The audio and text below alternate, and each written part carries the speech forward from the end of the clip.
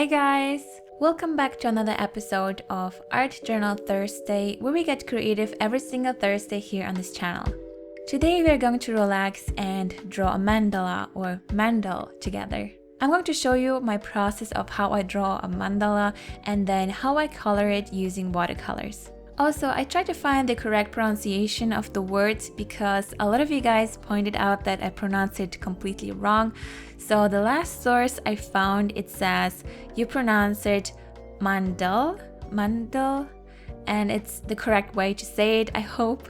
So I will use both. I hope you don't mind because we are so international and it seems like we all pronounce it differently, but apparently it's mandal. So difficult. The reason I chose this topic for today is not only because you guys requested more mandala videos, but also because when I posted a how to draw mandala or mandal video ages ago, I will link it here in the description box down below. One of the comments pointed out some interesting facts about them that I wanted to talk about today.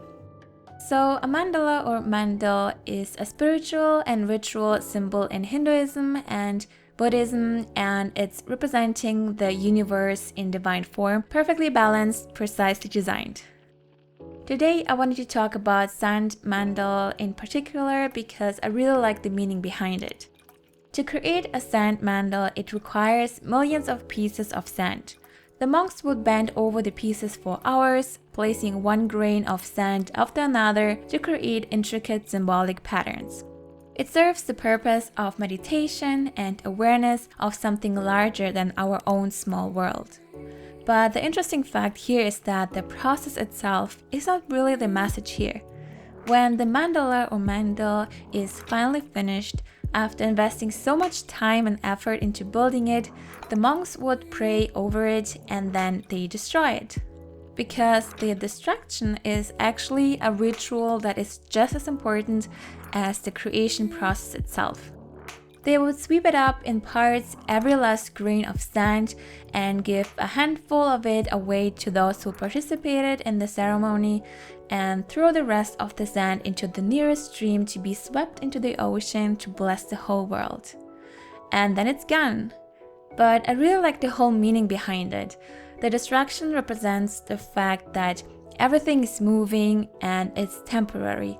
There is nothing permanent in the world, and since the sand is released into the water, it is also a symbol of the transitory nature of life, that everything is in flow. I hope this information that I found is correct. If not, please correct me. I would love to learn more about it. So, nothing in the world is permanent. Everything is in flow.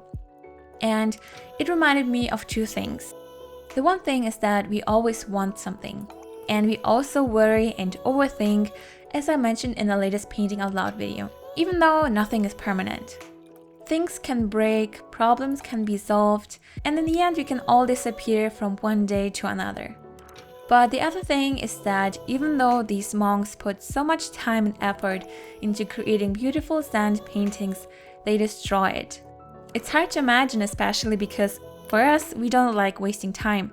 I know here it's a ritual and that's why it's important, but I mean for us in general. It's like investing hours into a painting that you painted digitally and then your program just crashes on you without having it saved before. Or you invested so much time and energy creating a folder with lots of paintings to get into a university, to study art, but then get rejected. So we feel like we wasted time and then we start worrying again and complain and things like that. That's why I believe it's important to think about what I always emphasize. That we shouldn't focus too much on the end result, but instead we should focus on the process. Similar to life, we should just enjoy it and live to the fullest instead of worrying and overthinking every time. And instead of worrying that we will mess up, that the end result will look ugly, that people won't like it, why not just focus on the process of creating? Just having fun creating something. So what if there wasn't any time and any permanent end result? Your painting would disappear after a few hours and the time would still stand. So you don't really waste your time. Would you still try to paint or draw something knowing that you won't have any end result anyway? I mean, you could take a picture, but then again, What if you won't like it, or if you will show it to someone else and this person will tell you that it's ugly? I think it will be an interesting experiment where we could just paint or draw something and then just destroy it.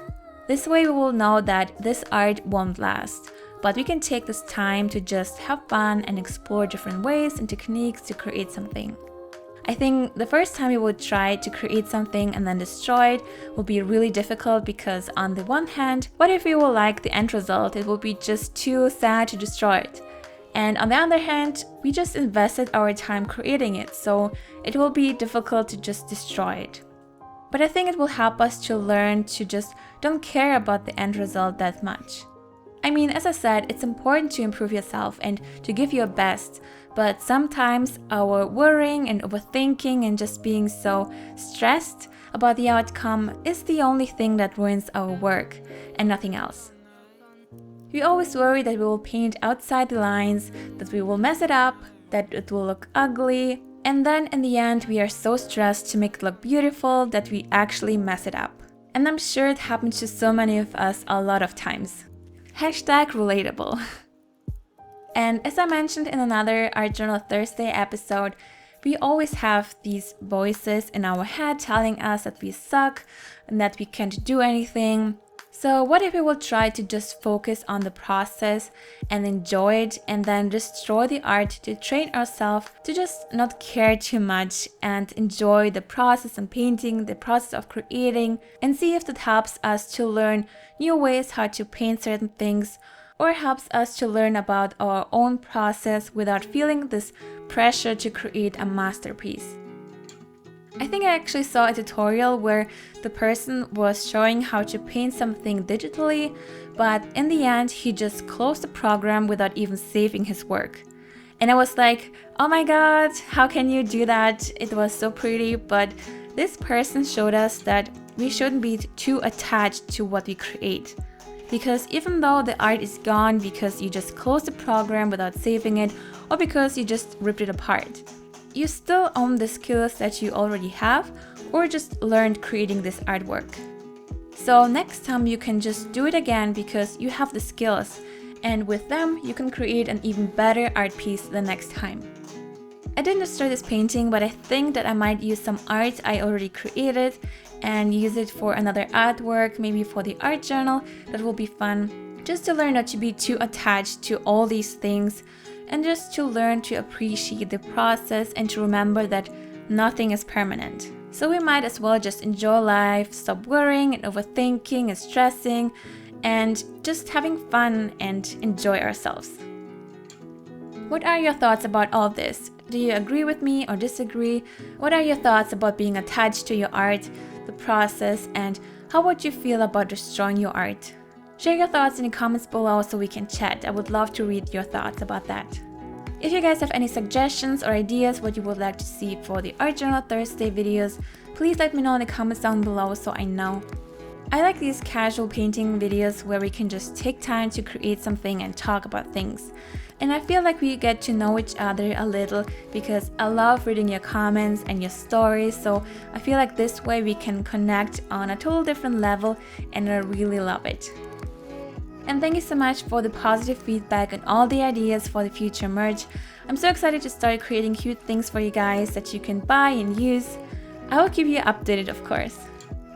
If you like this video, please be sure to give it a thumbs up to support this channel. I would really appreciate it. Thank you so much for watching, guys. Have a wonderful day, and I will see you on Saturday for a new video or for another Art Journal Thursday next week. Bye!